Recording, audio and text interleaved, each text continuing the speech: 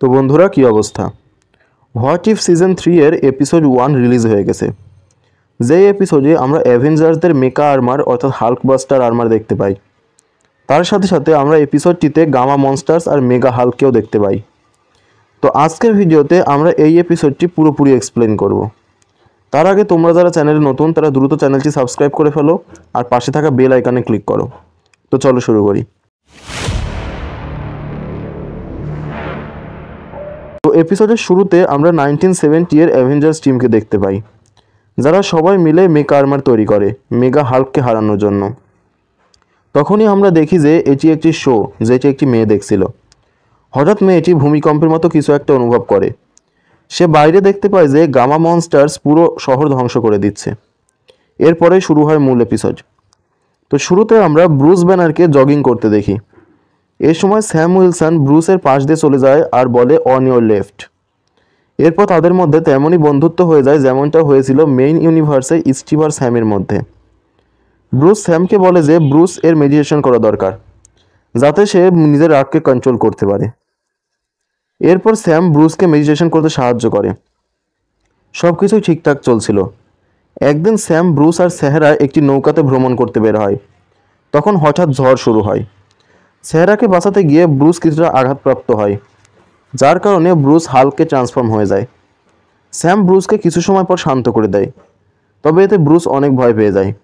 Bruce decision নেয় যে যেভাবেই হোক এবার সে হাল্ককে তার দেহ থেকে বাইরে বের করে দেবে। আর একটি ডিভাইস তৈরি করে ব্রুস তার দেহ থেকে গামা এনার্জি বের করে দেয়। তবে সেসব গামা এনার্জি বাইরে বের হয়ে একটি বড় মনস্টারের রূপ নেয়। আর সেই মনস্টার তার একটি আর্মি বানিয়ে নেয় আর শহর ডিস্ট্রয় করা শুরু করে। এরপর টনি হাল্কবাস্টারের মতো অনেকগুলো আর্মার বানিয়ে নেয় আর এগুলো ব্যবহার করে মনস্টার্সদের সাথে ফাইট শুরু করে। তবে এতে অরিজিনাল 6 অ্যাভেঞ্জার্স হেরে যাচ্ছিল,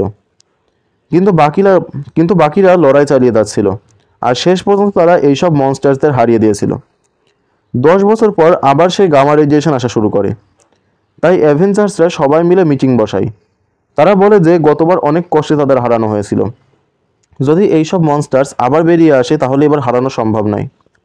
মনিকা স্যামকে বলে স্যাম যেন দ্রুত ব্রুসের সাথে কথা বলে, কারণ গামা রিলেটেড বিষয়ে ব্রুস অনেক এক্সপার্ট। তবে এতে স্যাম নিষেধ করে দেয় আর মনিকাকে তার সাথে সেই স্থানে যেতে বলে যেখান থেকে রেডিয়েশন আসছে। যাওয়ার আগে মনিকা বাকিকে ব্রুসের ব্যাপারে খোঁজখবর নিতে বলে। এরপর মনিকা আর স্যাম তাদের মেকা আর্মার নিয়ে সেই জায়গায় চলে যায় যেখান থেকে গামা রেডিয়েশন আসছে। সেখানে গিয়ে তারা একটি গামা মনস্টারকে দেখতে পায় আর ফাইট করা শুরু করে। শেষ পর্যন্ত তারা গামা মনস্টারটিকে হারিয়ে দেয়। তবে বরফ ভেঙে যাওয়ায় তারা বরফের নিচে পানির মধ্যে পড়ে যায় আর দেখতেই পায় পানির মধ্যে অসংখ্য গামা মনস্টার্স রয়েছে আর তারা পৃথিবীর সারফেসের দিকে আসছে। এটি দেখে তারা উপরে চলে আসে। তারা দেখে যে একটি অ্যাপেক্স এইসব মনস্টার্সদের নিয়ে যাচ্ছে চারপাশে এলাকা ডিস্ট্রয় করার জন্য। এটি দেখে মনিকা আর স্যাম বাকি অ্যাভেঞ্জার্সদের এসব বিষয়ে ইনফর্ম করে দেয়। মনিকা স্যামকে আবার ব্রুসের সাথে কথা বলার জন্য বলে। শেষ পর্যন্ত স্যাম রাজি হয়ে যায়। স্যাম একটি আইল্যান্ডে যায় আর ব্রুসের সাথে দেখা করে। স্যাম দেখে পাশে একটি নিউক রয়েছে। ব্রুস বলে চিন্তা করো না, এটা এখন ইনঅ্যাক্টিভ। স্যাম ব্রুসকে বলে তুমি যে প্রবলেম ক্রিয়েট করেছিলে তা আবার শুরু হয়ে গেছে, তাই তোমার সাহায্য দরকার। ব্রুস বলে এ বিষয়ে আমি তোমার কোনো সাহায্য করতে পারবো না। তবে ব্রুস স্যামকে একটি ডিভাইস দেয় যার মাধ্যমে মেকা আর্মারের পটেনশিয়ালিটি 1000 গুণ বেড়ে যাবে।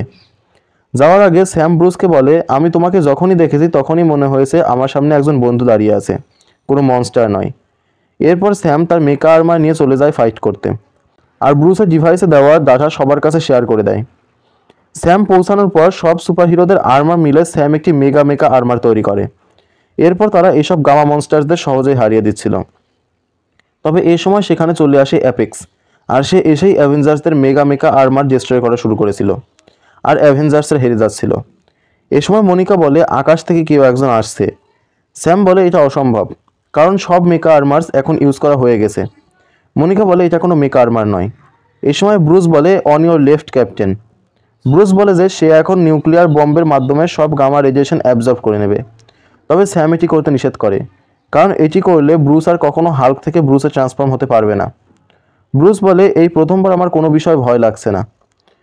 এরপর ব্রুস বোমটি নিচে ছেড়ে দেয় আর একটি ডিভাইস অন করে দেয়। বোমটি ফেটে যাওয়ার পর অ্যাপেক্স অন্য সব মনস্টার্সের দিকে ছিটকে পড়ে। ধোঁয়া সরতেই আমরা হাল্কের একটি মেগা রূপ দেখতে পাই। এরপর মেগা হাল্ক আর অ্যাপেক্সের মধ্যে ফাইট শুরু হয়। শুরুর দিকে হাল্ক অ্যাপেক্সের কাছে মার খাচ্ছিল। স্যাম বলে হাল্কের সাহায্য প্রয়োজন। এরপরে স্যাম তার আর্মারের মধ্যে গিয়ে সোনিক ফোর্সের মাধ্যমে আর্মারে থাকা হাতটি অ্যাপেক্সের মুখে ছুঁড়ে মারে, আর এতে অ্যাপেক্স কিছুটা ইমব্যালেন্স হয়ে যায়।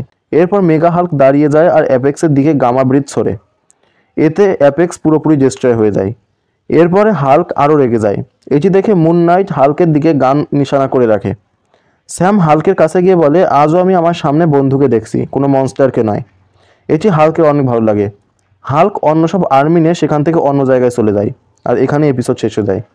তো এপিসোডটি তোমাদের কাছে কেমন লেগেছে তা কমেন্টে জানাও, আর ভিডিওটি ভালো লাগলে অবশ্যই লাইক করো। দেখা হচ্ছে পরের ভিডিওতে।